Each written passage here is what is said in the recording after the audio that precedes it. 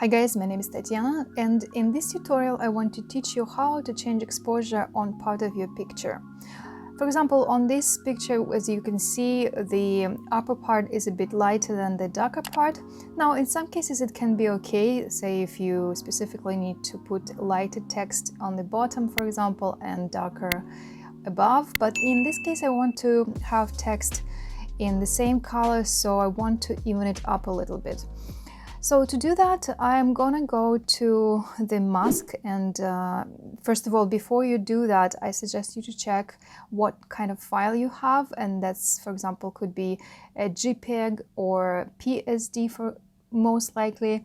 So the difference is that PSD file has, if I click here, for example, you can see that it has layers, and so by default you might be on a layer with, for example, hue saturation, or you can be on the background layer if you open a JPEG file.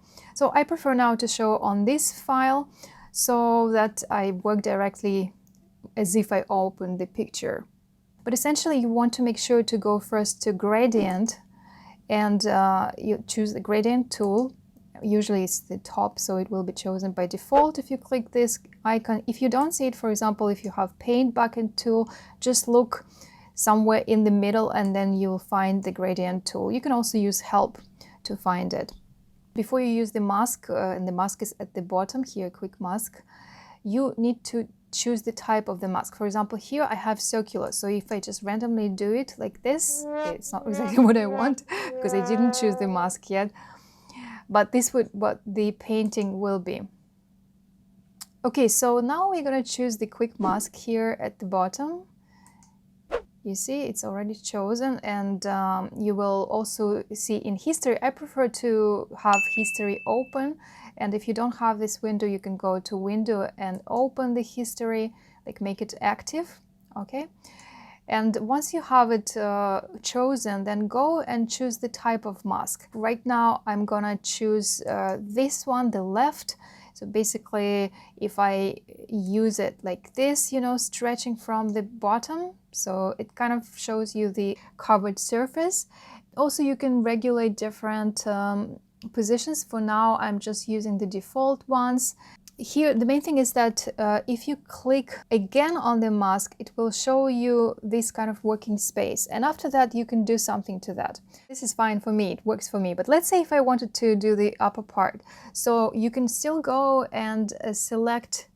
Okay, guys, I think I got confused with the explanation. So basically, let's go backwards.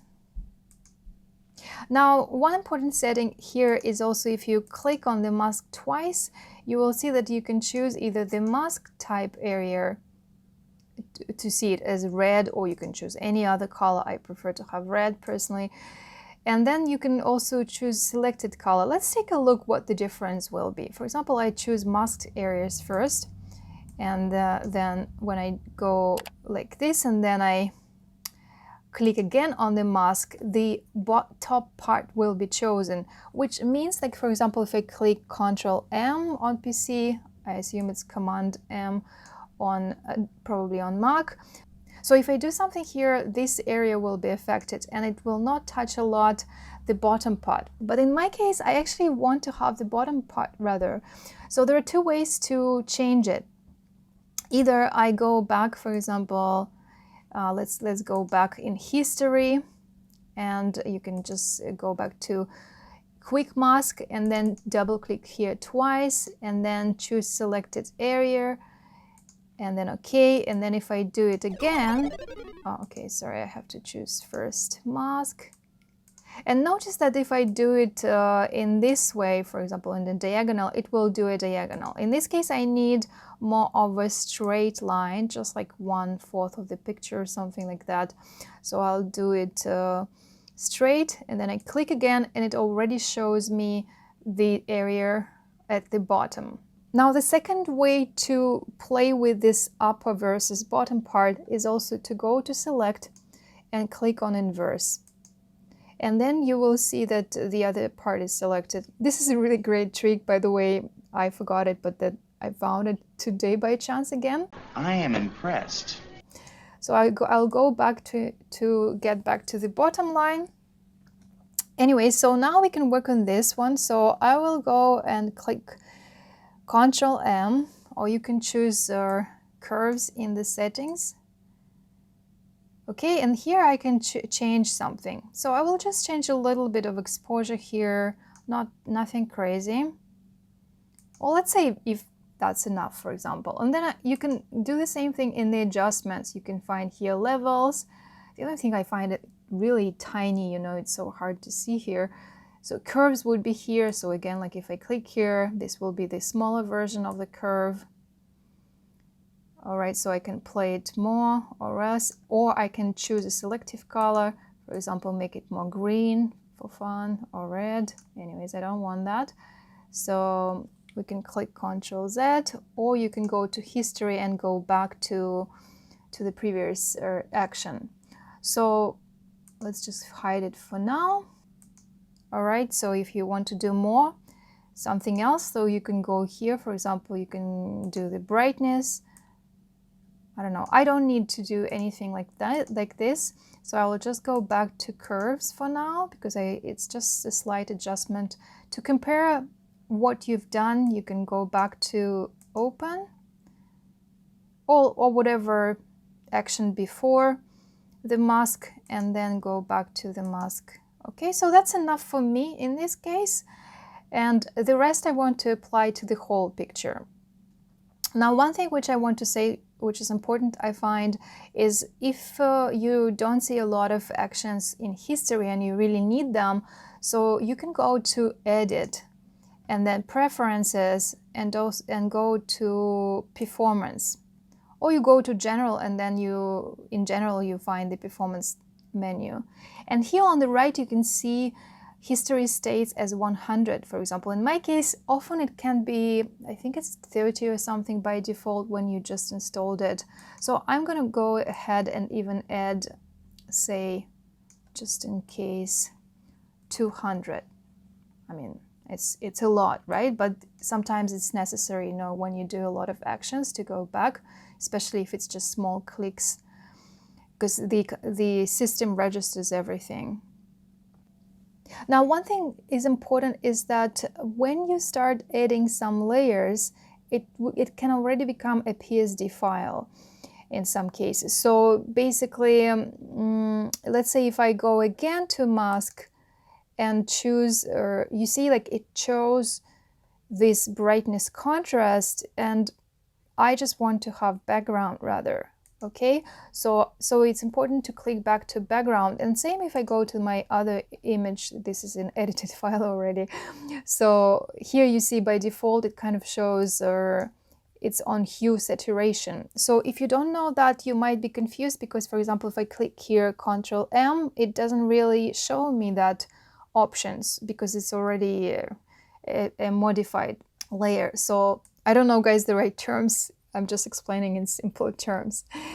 So if we go again to Quick Mask, actually I was already in Quick Mask, and you can see it here when the background is reddish, I guess. So here I'm gonna choose the round, the circular, because I think it's quite helpful. For example, when you do weddings or portraits, you just want to work on the face or some kind of circular object. So in this case, let's say I want to try and make this one a little bit brighter. And to make the picture bigger or smaller, you use Ctrl plus and minus.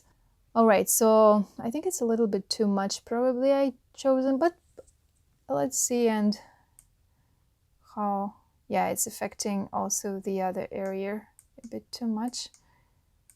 So I'm going to choose a smaller radius. This might be a little bit too small, but we are going to experiment. Let's see. I don't think it's making it that much prettier. In this case, it might be a little bit too small. And by the way, to deselect, you either go to select and deselect, or you just click Ctrl D and it will be deselected.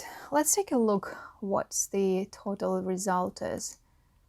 Okay, here how it was, here how it is now. I mean, I hope I wasn't too subtle. That definitely wasn't too subtle. it became a little bit lighter, right? It's not necessarily what I want. So I'm gonna go back to the previous version. I'll just, skip on that. In reality, that was the color of the stone, because it's rose quartz and I want to talk about it as a rose quartz. I don't want people to think that it's white. So I guess I can probably go, let's see, and use the brush tool. I usually use gradient for that, but let's try brush for a change. I don't want it to be too hard. So basically we can also choose a mask like that. You can stretch it to be more precise. Oh, that's pretty neat. And then I'm gonna deselect it. You see, perfect. Yeah, and I want to change the color, so let's experiment. But for example, I can go to curves. There are a few ways to do that. And I'll go to, I think it would be better to do maybe with selected color. It still helps. You see here, even here it helped a little bit. I mean, it's not very natural, but it did become pinkish, I guess. Let me know, guys, in the comments, what do you think? Does it look like a decent... Okay, so here it's important that you do see that selection area, because otherwise it will do the effects filters to the whole picture. Well, actually, before, guys, you do that, remember where it was, like at which position it was, whether it was 0. I mean, here it's intuitive, you can guess, but sometimes you can't. So remember where it was. Okay, actually here it works a little bit. If I just give it a tiny boost here, like I don't need it to be super magenta, just a tint. All right, so now I just want to have a few more additional touches. I'll go back to curves. So if I go back to background and do Ctrl-M, so you do whatever you want here. And here I'll just add a little bit of brightness. And that's it. That's pretty much what I need for this file. Now, I want to say also that before you do any corrections, make sure that you calibrate your monitor. It's not calibrated. Because if you don't calibrate your monitor, then you don't even know what you're getting in the end. Just a kindly reminder. Also, it's a good idea if you're editing in the evening, late at night, to keep it and take a look in the morning and afternoon as well, because it might look different, and depending on what you want, you will keep that version. It was dark. It wasn't that dark. I always feel like going and changing something. So basically, if you go back to where we were, and that's the final result. Subtle, Mom, real subtle. I think it's okay for now. So if you want to save it as a JPEG, as a copy, like kind of intermediate copy, so you go to save a copy. Let me know in the comments if you guys learned something from this tutorial, and I'm not super advanced at Photoshop yet, but I can teach the basics. So let me know if you're looking for something special. Have a great day, and I'll see you later in another video.